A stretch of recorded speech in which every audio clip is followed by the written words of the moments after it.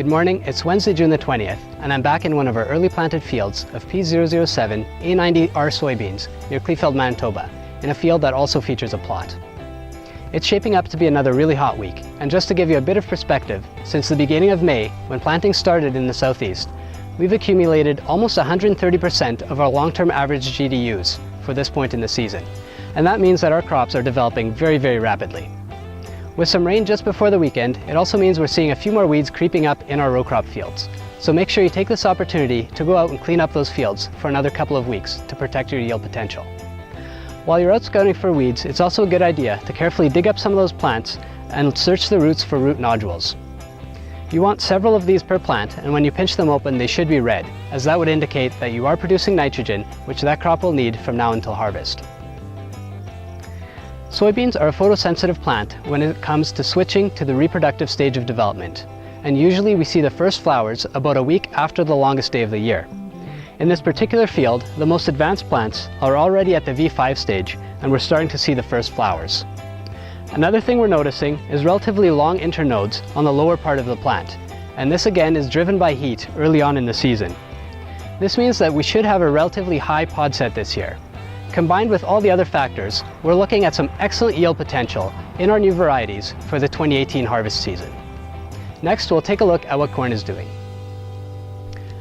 For the first half of its life cycle, corn development is driven entirely by heat, so it's no surprise that we have some great looking stands out there.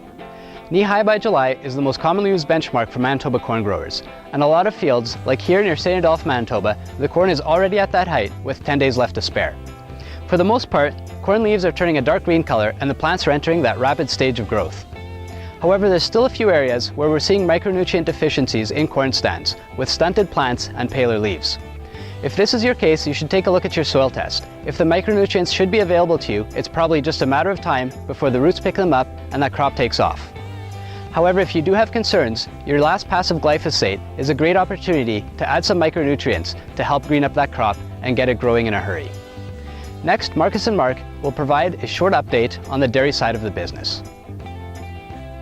Thanks, Ben. I thought we'd take a moment to talk about Marcus's role at Marc Hutlet Seeds in the last 10 years.